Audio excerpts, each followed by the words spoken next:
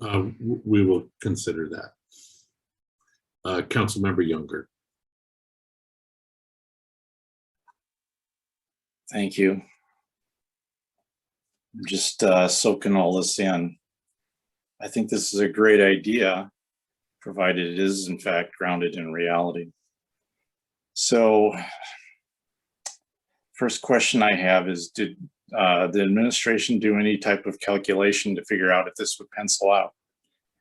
For example, I'm not a real estate investor, but if I'm trying to get 12 years of property tax savings, I take the delta between what I pay for a raw piece of land and the savings for not having any improvements.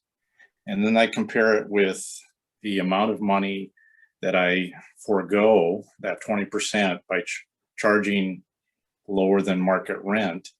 And I see if my savings on the property tax is greater than my losses, if you will, by charging less than market rate. Did the administration do that calculation? No. Okay. Is the administration opening to do it? The suggestion would be to take one of the 10 8-year MFTE properties, Spyglass was mentioned, contact the developer, find out what the rents are for each one of those units, look at the delta and the property tax savings, and see if this would pencil out under the 12-year program. In other words, does anybody have an incentive to do this? If we pass this ordinance and no units are built under the MFTE program as now written or as amended, I mean, it sounds great on paper, but is it based in reality? Are we going to have any units being built? That's the question. Don't you agree, Mr. Jackson? We would need a financial expert. We don't have the resources in DCD to get the numbers you're requesting. Okay, well, I don't know about a financial expert. I could probably take a stab at it. We have a finance department. Yeah, we have a finance department. So, I can't order the administration to do that, but I think it's a reasonable request. Next question I have, again, I think this sounds great if the developers will do it. Has anyone else passed an ordinance like this in Kitsap County? Let's start with Kitsap County. Kitsap County, Port Orchard, Colesville. Yeah, the city of Port Orchard has a similar ordinance, and I can provide those numbers. And I think it goes as low as 40% of AMI in some cases for group residential. So they got rid of the 8-year MFTE at market rate? Not in all instances.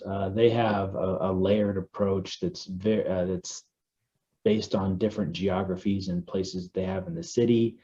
There's a lot more moving parts. Okay. And so why did we take this approach? Is ours a novel approach? This was just a very simple approach to provide affordable housing, and that's why we chose it. Okay, and how did you come up with this methodology?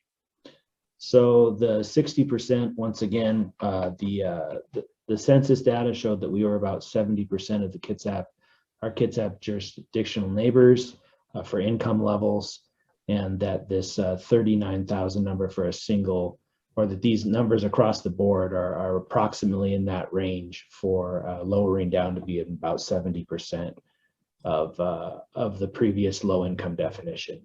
Okay, Mr. Jackson, I understand that. And you know what, I'll probably stop my questions and hopefully we'll get more questions next week from the public. But I just wonder, I mean, you could just pick, why not pick, you only have to pay $200 a month, you know?